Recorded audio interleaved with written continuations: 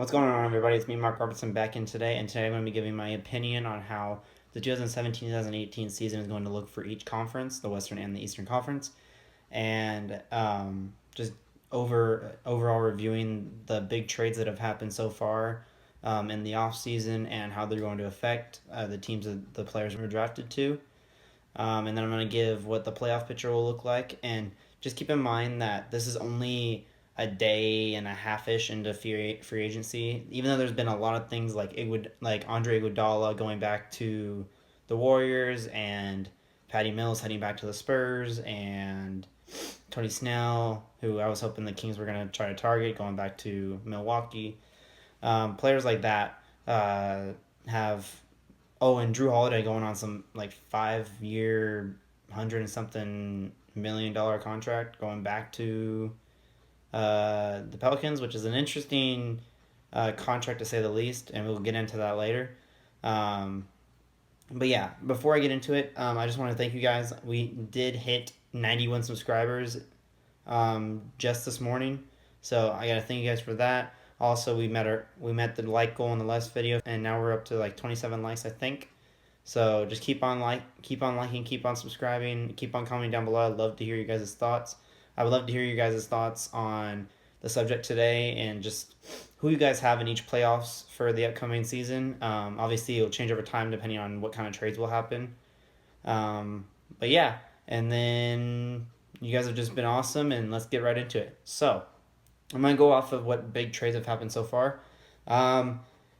First big trade happened a week or so ago, and that was Chris Paul to the Rockets, which is going to make deadly duo at the 1 and 2 positions, having Chris Paul play the 1 and James Harden play the 2. It was crazy, though, because the Rockets really got to unload a bunch of money and cap space onto the Clippers for this, because the Clippers did a opt-in and trade. It's basically a sign and trade, but opting in, basically, because Chris Paul opted into his final year and then got traded.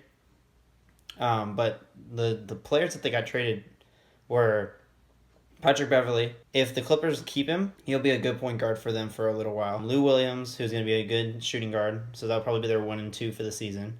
Sam Decker, Montelz Harrell, Deron Hilliard, DeAndre Liggins, Kyle Lilger. The Clippers, 18 protected first-round pick, and cash consideration, which is funny because the Rockets have been just doing random trades for cash consideration all free agency so far, so that's pretty funny. But yeah, that's going to be crazy because they could become probably the second best team in the West. Like, that's Chris Paul and James Harden on the same team, and then you have, if what sources are true, if the Knicks decide to buy out Carmelo Anthony, and thank goodness the Knicks did fire Phil Jackson because that wasn't going anywhere fast. So I'm glad to see that the Knicks are making some good decisions now. But if they do decide to buy out Carmelo going to this team is going to be very deadly. But the only way that the Rockets could do that is if the Rockets can get rid of some cap space, which it kind of puts a team like Sacramento in a good position, because we're going to have a lot of teams that are going to be trying to put big name people on big contracts, like Paul Millsap, because we're pretty much out of that, and Danilo Gallinari, we're pretty much out of that. Otto Porter, the Kings are still in it if they're willing to wait, because you still got to see, like, we don't know yet what the Kings did offer today because they had their meeting today, so I don't know if they made an offer today or not, but they did give us a confirmed offer, and it was 4 years for $106 million, so let's just hope and pray that they do not match it and we get Otto Porter.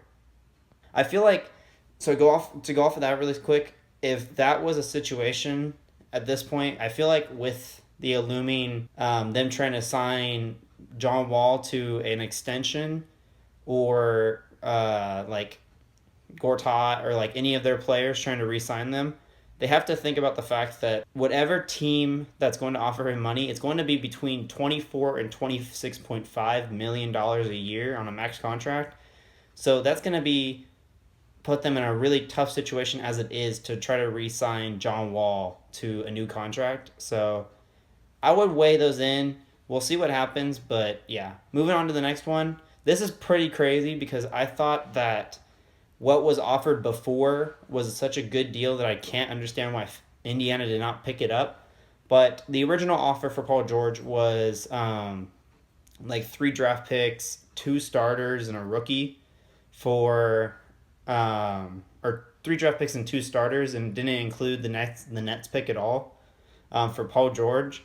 And the Thunder got Paul George for Victor Oladipo and Sabonis, and I think Indiana got fleeced. Like, you just gave up Paul George for a shooting guard who proved himself in Orlando, and then basically a lot of people have been saying that this is basically Serge Ibaka for Paul George, which is pretty crazy because that Serge Ibaka trade was crazy to begin with, that they only traded Serge Ibaka for Oladipo. But that's gonna push Oklahoma to being probably the 4th seed.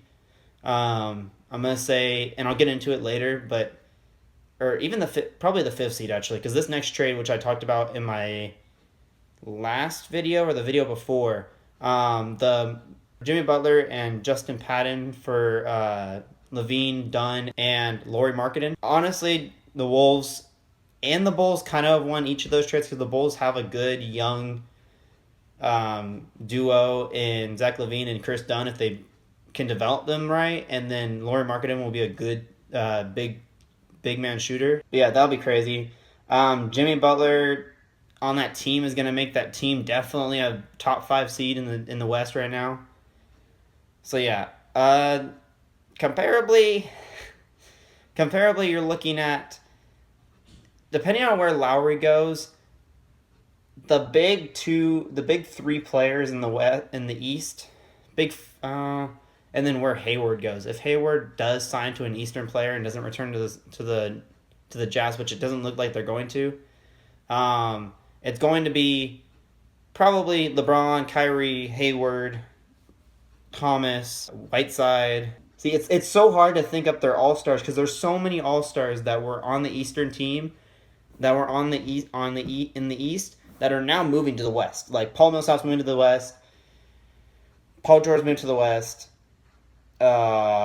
Jimmy Butler moved to the West. So it's just going to be really crazy to see how this Eastern All-Star team's gonna look. But overall, I'm gonna say that the East and the West are going to be kind of an equal conference this year because of how different teams or how different players are moving from one conference to another.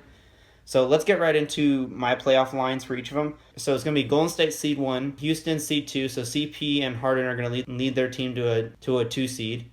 San Antonio, everybody's getting a little old other than Kawhi. So I think they're still going to be a 50-win team, but I think Houston is still going to get above them just because of that crazy duo in Paul and Harden. So, but San Antonio will still be the 3 seed. Minnesota will be the 4 seed with Butler, Towns, Wiggins, and if they can get him, Paul Millsap. If Paul Millsap goes, then that would be pretty crazy.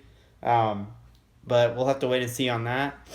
And then 6, I'm going to say that Drew Holiday, DeMarcus Cousins, and Anthony Davis lead New Orleans to a 6 seed.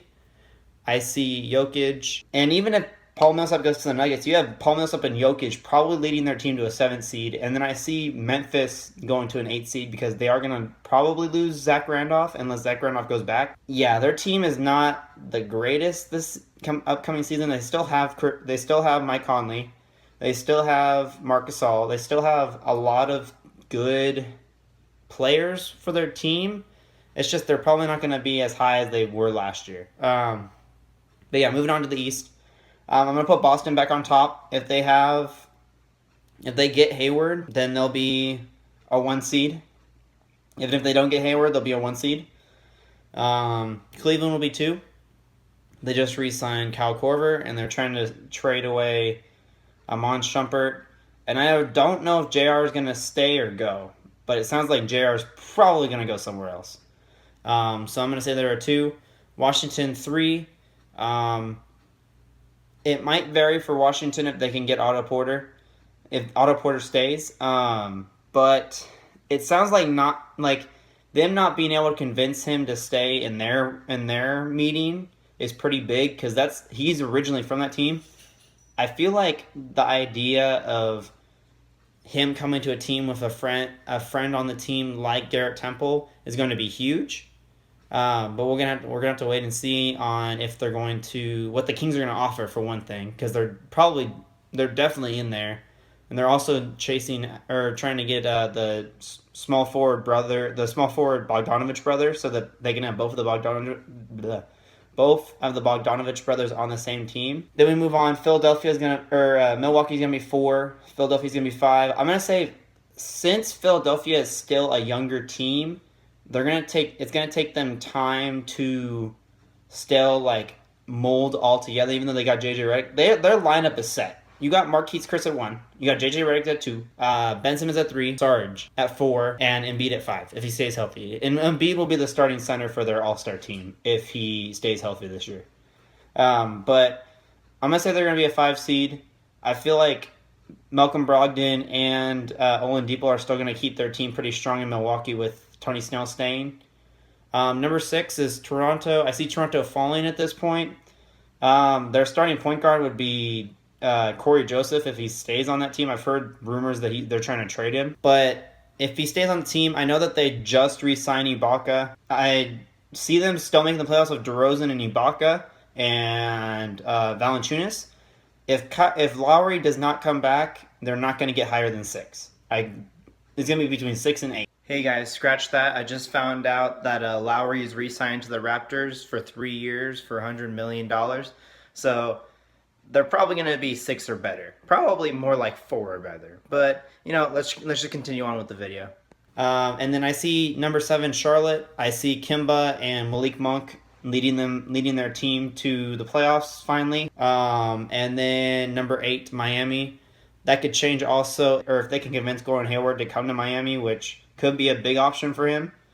Because they're a good, young, up-and-coming team with Tyler Johnson on the team and players like that. So yeah, that's my opinion on how the season's going to come and go. Like I said, it's only a day and a half into free agency, so just keep an open mind and remember that there's going to be a lot of things to still happen. There's still players like Paul Millsap, Gordon Hayward. Otto Porter has not been determined yet. Gallinari has not been determined yet. There's still a lot of good... George Hill's had like a few amount of people have had talks with George Hill. There's not been a lot of talks. There's been talks that Rondo could go to the Pelicans and play with him. There's a whole bunch of different talks going around, so there's still talks to be heard. But we still got to wait and see. I'll definitely make an updated video later on in the year. But yeah, it'll be about probably a good month just to see what happens between now and Summer League and the rest of free agency, and preseason will be here before we know it. So yeah, just comment down below what you guys think is going to happen. I can't wait to hear what you guys have to say. And yeah, like I always say, hit the like button. Shows me your support, shows me what love you have, and that I am doing good in my videos. Make sure to comment down below, like I said, who do you guys have for the playoff run? Who do you guys have for each playoffs? And how do you think Chris Paul will affect the Rockets? How do you think Paul George will affect the Thunder? And how do you think Jimmy Butler will affect the Wolves? And yeah, thank you guys for watching, and I'll catch you guys later, Hoop fans.